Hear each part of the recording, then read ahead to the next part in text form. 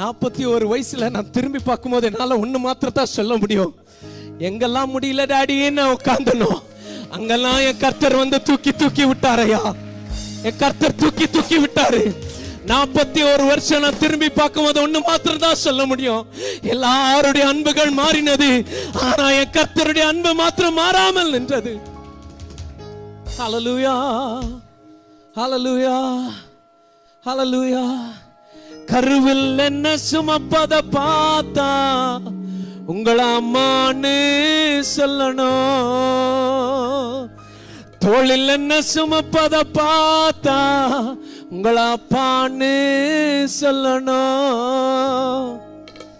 என்ன ஆற்றுவதும் தேற்றுவதும் பார்த்தா உங்களை அம்மான்னு சொல்லணும். என்ன கெஞ்சுவதும் கொஞ்சுவதும் பார்த்தா